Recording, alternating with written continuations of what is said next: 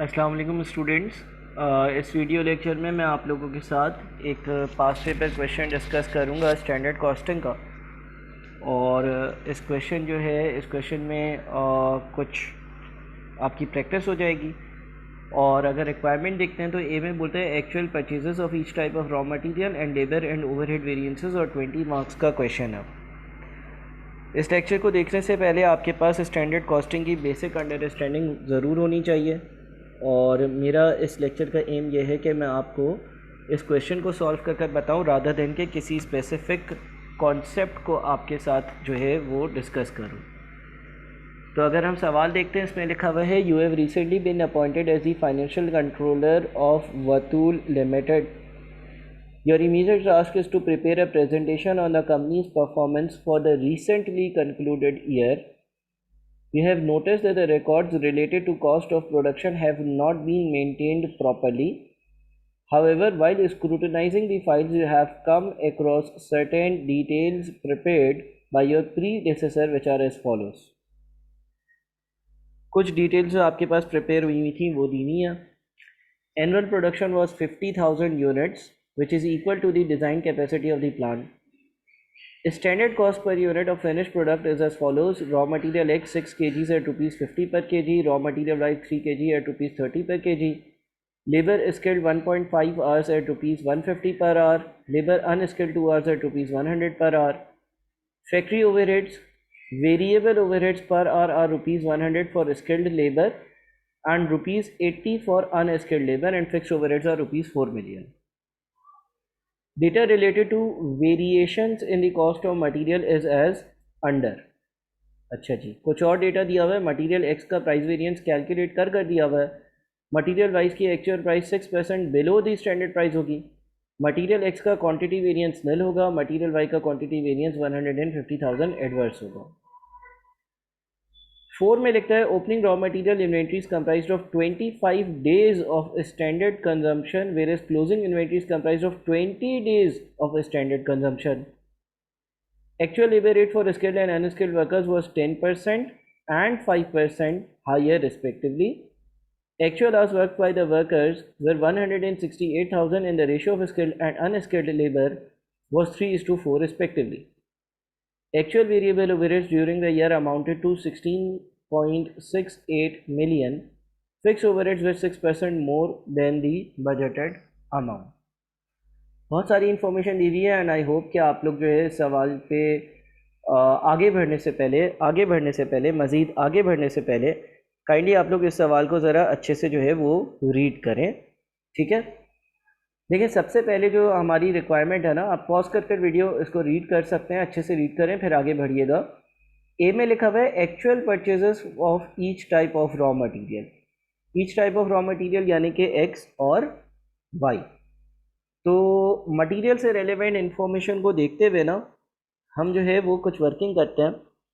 ठीक है, और हम देखते हैं कि जो लेट से एक्स है उसकी एक्चुअल परचेजेस क्या होंगी, क्योंकि हमारे पास दो मटेरियल है ना, एक मटेरियल एक्स है और एक मटेरियल वाई है। आई अगेन रिपीट कि इस लेक्चर को देखने से पहले आई रियली होप कि आप लोगों की बेसिक जो अंडरस्टैंडिंग स्टैंडर्ड कॉस्टिंग की और कॉस्ट अकाउंटिंग की है वो आप लोगों के पास इंटैक्ट है, अदरवाइज इस लेक्चर को देखने का इतना फ़ायदा नहीं होगा। अच्छा, एनुअल प्रोडक्शन जो है वो 50,000 यूनिट्स है। ठीक है, और एज़ पर स्टैंडर्ड्स एक यूनिट पर रॉ मटेरियल एक्स के 6 kg लगने चाहिए। तो एक काम करते हैं, सबसे पहले हम standard quantity for actual units देखते हैं। Standard quantity for actual units का मतलब ये है कि 50,000 यूनिट्स आपने बनाए हैं और एज पर स्टैंडर्ड्स एक यूनिट पर 6 किलो लगना चाहिए, लिहाजा 3 लाख की कंजम्पशन जो है वो बनती है एक्चुअल यूनिट्स के लिए।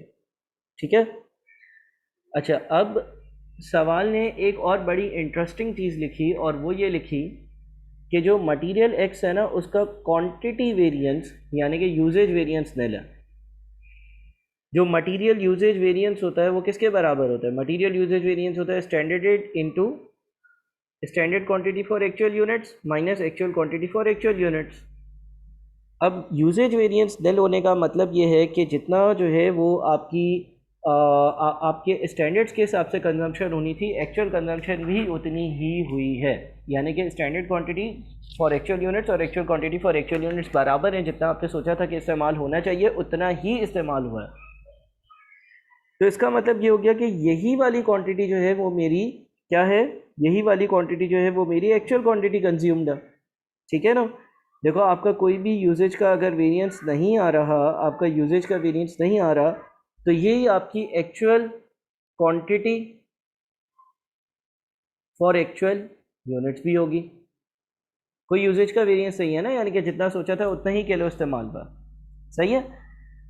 अच्छा, अब आपको ये पता होना चाहिए कि एक यहाँ पर लेट से मैं एक चीज़ लिखता हूँ, opening stock of raw material plus purchases minus closing stock of raw material is equals to raw material consumed. Opening stock of raw material plus purchase of raw material minus closing stock of raw material is equals to raw material consumed. और अगर मैं purchase को left side पे रहने दूँ तो हम कह सकते हैं raw material consumed plus closing stock of raw material minus opening stock of raw material. Purchases निकालने के लिए उसमें closing stock of raw material को ऐड करो और opening stock of raw material जो है उसको आप माइनस कर दो। तो हम देखते हैं कि हमारे जो closing stock of raw material है, closing stock of raw material है, वो कितना होगा। सवाल में ये लिखा हुआ है, यहाँ पर अगर आप देखते हो एक एक नई तरह का पॉइंट दिया हुआ है और ये कभी कभी पास पेपर में आपको मिलेगा। देखिए लिखा हुआ है कि opening raw material inventories comprised of 25 days of standard consumption whereas closing inventory is comprised of 20 days of standard consumption। अच्छा, इसका क्या मतलब होता है। देखो आपके पास जो आपने पूरे साल में क्वांटिटी इस्तेमाल करी है वो 3 लाख है, ठीक है। इसको आप 365 से डिवाइड कर दो तो आपकी एक दिन की कंजम्पशन आ जाएगी, क्योंकि 3 लाख पूरे साल की है, 365 दिन की है, तो आपने 365 से डिवाइड किया, एक दिन की कंजम्पशन आ गई। सवाल ये कहता है कि जो आपकी क्लोजिंग इन्वेंट्री होगी वो 20 दिन की कंजम्पशन के बराबर होगी, यानी कि आप इसको 20 से मल्टीप्लाई कर लो, विच मीन्स कि जितना आप 20 दिन में इस्तेमाल करोगे उसके बराबर होगी। और opening stock of raw material कैसे आएगा। Opening stock of raw material भी इसी तरह से आएगा, 3 लाख आपके पूरे साल की कंजम्पशन है, डिवाइडेड बाई 365, एक दिन की कंजम्पशन आई। और उससे लिखा था कि opening stock of raw material 25 दिन के कंजम्पशन के बराबर होगा, तो 25 से आप मल्टीप्लाई कर दो। अब आपने क्योंकि परचेजेस कैलकुलेट करनी थी रॉ मटेरियल की, तो आप consumption plus closing minus opening 295890, या आपकी जो है वो रॉ मटेरियल की परचेजेस होगी, परचेजेस फॉर द ईयर, किसकी, रॉ मटेरियल एक्स की, रॉ मटेरियल एक्स की परचेजेस फॉर द ईयर आ गई, ठीक है। अच्छा जी, परचेजेस फॉर द ईयर आ गई। अब हम अपने हमें क्या क्या कैलकुलेट करना था, actual purchases of each type of raw material. अच्छा, ये तो क्वांटिटी में आई है ना, क्वांटिटी में आई है, किलो में। रुपीज़ में कैसे निकालेंगे कि कंजम्पशन कितनी हुई है। रुपीज़ में कंजम्पशन निकालने के लिए हम जो है वो अपना मटेरियल प्राइस वेरिएंस का फॉर्मूला यूज़ करते हैं। Material price variance is equals to actual quantity for actual units, और ब्रैकेट में आता था standard rate minus actual rate, ठीक है। अच्छा, मटेरियल प्राइस वेरिएंस जो है वो आपका आ रहा है 95,000 का एडवर्स, यानी कि -95,000 is equal to actual quantity for actual units, actual quantity for actual units जो आपने परचेज करी है, ठीक है। प्राइस वेरिएंस में जो actual quantity for actual units आती है वो ड्यूरिंग द ईयर की परचेज आती है, तो 295890। ये याद रखना कि यूजेज वेरिएंस में हम क्वांटिटी यूज़ करेंगे, और प्राइस वेरिएंस तब कैलकुलेट होता है जब चीज़ें परचेज करते हो। तो आप जो है वो actual quantity for actual units, यानी कि जो ड्यूरिंग द ईयर आपने परचेजेस करी है 295280, मल्टीप्लाइड बाई, ब्रैकेट में आ जाएगा आपके पास स्टैंडर्ड रेट। स्टैंडर्ड रेट जो है वो 1 किलो का 50 था, और एक्चुअल रेट आपको मालूम नहीं है, एक्चुअल रेट आपको मालूम नहीं है, लेकिन ये आपकी इक्वेशन बन गई,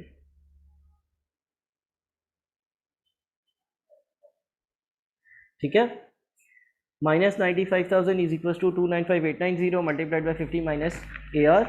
अब एक काम करते हैं, ए आर यानी कि एक्चुअल जो रेट है वो हम मालूम कर लेते हैं। वो ऐसे कि 95,000 डिवाइडेड बाई 295890, तो ये -0.32 आता है। 50 उल्टे हाथ पर जाएगा तो माइनस बन जाएगा, यानी कि दोनों ऐड हो जाएंगे। तो आपका जो एक्चुअल रेट आ रहा है ना वो आ रहा है कोई 50.3211। तो इसीलिए आपकी जो एक्चुअल कॉस्ट ऑफ परचेज होगी, वो हो जाएगी ये क्वांटिटी, और इसका रेट है आपका 50.3211, यानी कि तकरीबन 14,889,530.1। ये एक्स हो गया। अब मटेरियल वाई पर आते हैं। मटेरियल वाई की सिमिलर कुछ स्टेप्स के साथ वर्किंग करनी होगी।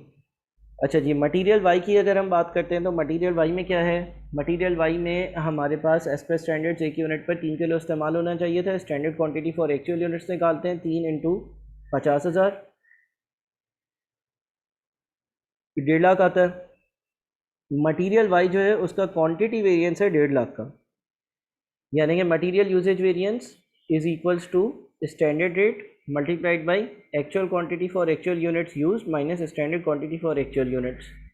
तो मटेरियल यूजेज वेरिएंस जो है वो आपका 1.5 लाख का एडवर्स है, 150,000 negative 150,000 is equal to standard rate यानी कि 30 इंटू, अच्छा एक मिनट इसको ज़रा सही कर लो, standard quantity for actual units minus actual quantity for actual units होता है। तो standard quantity for actual units जो है वो 150,000 है, minus actual quantity for actual units हम मालूम कर लेते हैं। कैसे मालूम करेंगे? 150,000 डिवाइडेड बाई 30 माइनस 5,000 आता है, और फिर माइनस 150,000, तो actual quantity for actual unit जो है वो 155,000 होगा। ठीक है, actual quantity for actual unit जो है वो 155,000 होगा। ये आपके पास एक चीज़ आ गई, actual quantity for actual units जो कंज्यूम हुई होगी वो 1,55,000 हुई है। अगेन आप क्या करोगे कि इसमें आप closing stock of raw material add करोगे, opening stock of raw material जो है वो माइनस करोगे। ठीक है, closing stock of raw material कैसे आएगा? सवाल में लिखा हुआ था opening raw material inventory comprise 25% of standard consumption, whereas closing inventories comprise 20 days of standard consumption. Standard consumption यानी कि 1.5 लाख। तो आपने जो है वो 1.5 लाख को अगेन डिवाइड कर दिया 365 से, एक दिन की स्टैंडर्ड कंजम्पशन आ गई, मल्टीप्लाइड बाय आपके पास जो है वो क्लोजिंग स्टॉक निकालने के लिए 20 से मल्टीप्लाई किया।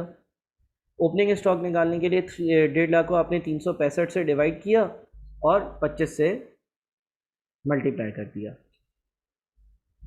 ठीक है, तो आपकी जो फाइनल क्वांटिटी है वो 152,945.2055, ये एक चीज़ हो गई। मटेरियल वाई का एक्चुअल प्राइस क्या है? 6% बिलो दी स्टैंडर्ड प्राइस। तो एक्चुअल रेट, आपका जो एक्चुअल रेट होगा वो क्या होगा? जो एक्चुअल रेट होगा आपका वो मेरे ख्याल में 30 इंटू 94% होना चाहिए, 30 इंटू 94% होना चाहिए, एग्रीड। 30 इंटू 94% इसलिए क्योंकि जो अगर आपका स्टैंडर्ड रेट जो है वो 30 रुपये है तो आपको 28.2 में चीज़ मिली होगी, 6% कम। तो अब आपके पास जो है वो इसको अगर हम मल्टीप्लाई कर देते हैं रेट से तो आपके पास 4313054 की जो आपकी वाई की परचेजेस है उसकी एक्चुअल वैल्यू भी आ गई। ये हमारे पास हो गया वाई, ये हमारे पास हो गया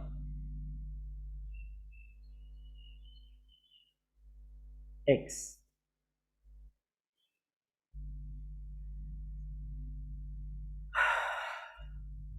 ठीक है जनाब, तो ये एक्स और वाई की वर्किंग हो गई। Actual purchases of each type raw material हो गया। अब लेबर एंड ओवरहेड के वेरिएंसेस ढूंढना है। लेबर पे आते हैं अब हम और देखते हैं कि लेबर में क्या मसले मसाइल हैं। अच्छा, actual hours work by the workers were 168,000 and the ratio of skilled and unskilled labours hours was 3:4। इसका मतलब लेबर भी दो तरह के हैं, तो दो तरह की वर्किंग होगी। ठीक है, एक आपके पास स्किल्ड लेबर है, एक आपके पास जो है वो अनस्किल्ड लेबर है। अच्छा, वन एक्चुअल आवर्स लिख लेते हैं। Actual hours for actual units जो है वो कैसे आएंगे? 168,000 डिवाइडेड बाई 7 इंटू 3 हिस्से इधर, और यहाँ पर आपके पास आएगा 168,000 डिवाइडेड बाई 7 इंटू 4 हिस्से इधर। तो 72,000 और 96,000 ये actual hours for actual units आ गया। एक्चुअल वेरिएबल, अच्छा ये तो वेरिएबल ओवरहेड्स के बारे में बात हो गई। हाँ, actual labour rate for skilled and unskilled workers was 10% and 5% higher respectively. तो एक तो आपका स्टैंडर्ड रेट है ना, स्टैंडर्ड रेट आपका जो स्किल्ड लेबर है उसका 150 और अनस्किल्ड लेबर जो है उसका 100 है। तो एक्चुअल रेट क्या होगा, उससे बोले कि actual labour rate for skilled and unskilled worker was 10% and 5% higher respectively, यानी कि इसको मैं 1.1 से मल्टीप्लाई करता हूँ और इसको मैं मल्टीप्लाई कर देता हूँ 1.05 से, तो 165 और 105 का रेट आ जाएगा। Standard hours for actual units भी हमारे पास आ सकते हैं। Standard hours for actual units skill के कितने होंगे, 1.5 इंटू एक्चुअल यूनिट्स कितने बनाए हमने, 50,000। और standard hours for actual units unskilled के कैसे आएंगे भाई, एज पर स्टैंडर्ड एक यूनिट 2 घंटे में, तो 50,000 यूनिट जो है वो 1 लाख घंटे में बन जाने चाहिए। ये मैंने स्किल्ड और अनस्किल्ड लेबर के लिए कुछ इन्फॉर्मेशन कैलकुलेट कर ली, ठीक है। अब आपको वेरिएंसेस तो मालूम है, लेबर का rate variance, labour rate variance कैसे आता है, actual hours for actual units into और ब्रैकेट में आता है हमारा standard rate minus actual rate, ठीक है। 10800000 का एडवर्स। इसी तरह से इसका भी लेबर रेट वेरिएंस कैसे आएगा, actual hours for actual units बाहर, ब्रैकेट पे standard rate minus actual rate, ये आ गया आपका 480,000 का एडवर्स। लेबर का एफिशिएंसी वेरिएंस, स्टैंडर्ड रेट और ब्रैकेट में आपके पास आ जाता है standard hours for actual units इतना होना चाहिए, actual hours for actual units इतने हुए, तो 450,000। और इसी तरह से लेबर एफिशिएंसी वेरिएंस यहाँ पर, यानी कि स्टैंडर्ड रेट जो कि 100 का है, standard hours for actual units यानी कि 1 lakh minus actual hours for actual units यानी कि 96,000, तो 4 लाख यहाँ पर, ठीक है जनाब। ये आसान था। अच्छा जी, आप लोग जो है वो पॉज कर कर कर वीडियो बार बार देखा करें सारी चीज़ें, ताकि आपको जो है वो अच्छे से दिमाग में बैठ जाएं और चीज़ें समझ में आ जाएं। अब हम आ जाते हैं अपने अगले वेरिएंसेस पर। ओवरहेड्स के वेरिएंसेस भी ढूंढना। Actual variable overheads during the year amounted to 166,800,000, fix overheads were 6% more than the budget. तो वेरिएबल ओवरहेड्स की बात करते हैं। वेरिएबल ओवरहेड्स की अगर हम बात करेंगे, वेरिएबल ओवरहेड्स जो है उसके लिए हमारे पास जो है वो अच्छा, यहाँ पर अगेन हमारे पास इंफॉर्मेशन क्या क्या है, फैक्ट्री के ओवरहेड्स दिए हुए, वेरिएबल ओवरहेड्स पर are 100 for skilled labour and 80 for unskilled labour, fix overheads are 4 million. तो एक तो हमारे पास बजटेड डेटा, वो लिख लेता हूँ मैं। वेरिएबल ओवरहेड्स का जो स्किल्ड लेबर और अनस्किल्ड लेबर दो तरह के आर्स दिए हुए हैं, 100 और 80, 100 और 80, और जो फिक्स्ड ओवरहेड्स दिए हुए हैं एज पर बजट वो दिए हुए हैं 4 मिलियन, ठीक है। अच्छा, actual hours for actual units जो है वो ये ऊपर से इंफॉर्मेशन हम यूज़ कर सकते हैं। Actual variable overhead during the year amounted to 16 actual variable overheads 166,800,000, और जो फिक्स्ड ओवरहेड्स है वो 6% मोर देन बजटेड है।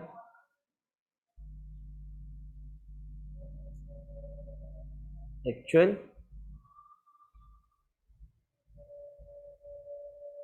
वेरिएबल 166,800,000 और फिक्स जो होगा वो बजट से 6% ज़्यादा, ठीक है जनाब। तो अब हम अपने पास जो है वो वेरिएबल ओवरहेड के वेरिएंसेस कैलकुलेट करते हैं। फिक्स्ड ओवरहेड्स का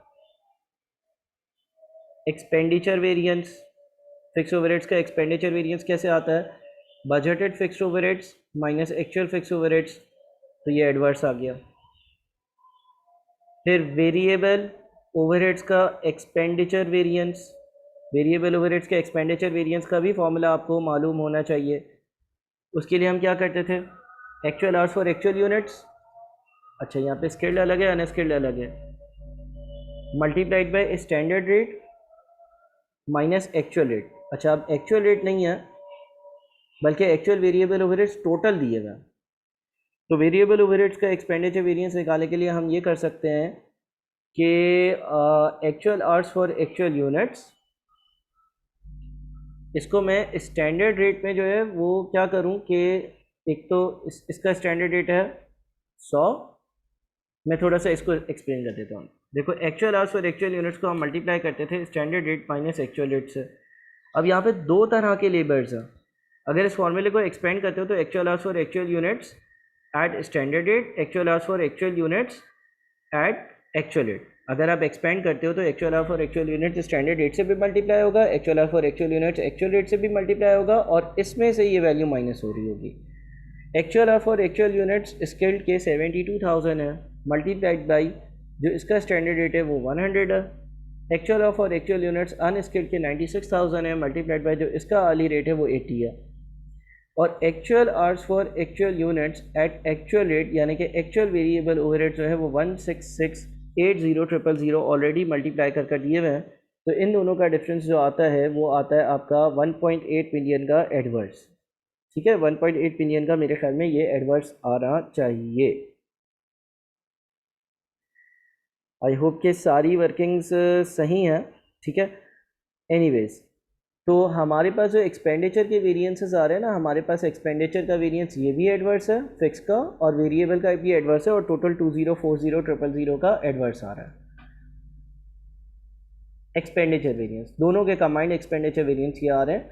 इंडिविजुअली आप लोगों को फॉर्मूला मालूम है, उसी हिसाब से मैंने वर्किंग करी है। थोड़ा सा कॉम्प्लेक्स सवाल है क्योंकि इसमें दो तरह के जो है ना, दो तरह के आपके पास स्किल्ड और अनस्किल्ड लेबर आ रहे हैं, तो इसको ब्रेक इस तरह से करना पड़ेगा। अच्छा, फिर हम वेरिएबल ओवरहेड्स का एफिशिएंसी वेरिएंस देखेंगे। अगेन एफिशिएंसी वेरिएंस का जनरली फॉर्मूला होता है standard rate multiplied by standard hours for actual units minus actual hours for actual units. अब यहाँ पर एफिशिएंसी वेरिएंस में क्या आएगा कि दो तरह के लेबर होंगे और दो तरह के स्टैंडर्ड डेटा। तो स्किल्ड लेबर और अनस्किल्ड लेबर अलग अलग कैलकुलेट कर ऐड कर लेते हैं। स्टैंडर्ड रेट जो स्किल्ड लेबर का है वो 100 है। अच्छा, अगेन हमारे पास एक्चुअल आवर्स और एक्चुअल यूनिट्स पता है अलग अलग। स्टैंडर्ड आवर्स और एक्चुअल यूनिट, एक्चुअल आवर्स और एक्चुअल यूनिट्स पता है, स्टैंडर्ड रेट भी पता है, सही है, हो सकता है। तो standard hours for actual units minus actual hours for actual units 3,00,000। और अनस्किल्ड के लिए again standard rate multiplied by standard hours for actual units minus actual hours for actual units 320। Total 620 का वेरिएबल ओवरहेड्स का efficiency variance, 620 का variable overheads का efficiency variance आ रहा है। ठीक है, आई बिलीव कि ये सही हो। सारी चीज़ें तो हम पहले कैलकुलेट कर चुके थे। अच्छा, फिक्स्ड ओवरहेड्स का एफिशिएंसी वेरिएंस भी देख लेते हैं। फिक्स ओवरहेड्स के एफिशिएंसी वेरिएंस में हम OAR पर आर ढूंढते थे। अब हमारे पास फिक्स ओवरहेड जो है वो 4 मिलियन के दिए हुए हैं, और OAR निकालना मेरे ख्याल में शायद थोड़ा सा ट्रिकी हो। एनीवेज इसको सोचते हैं। यहाँ तक आप लोगों को चीज़ें आई होप कि क्लियर होंगी, समझ में आ रही होंगी और कोई मसला नहीं होगा।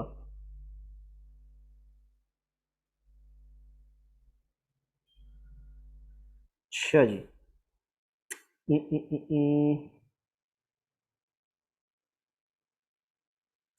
फिक्स्ड ओवरहेड्स का एफिशिएंसी वेरिएंस सोच रहा है ना। फिक्स्ड ओवरहेड्स का एफिशिएंसी वेरिएंस जो है उसको कैसे निकालें।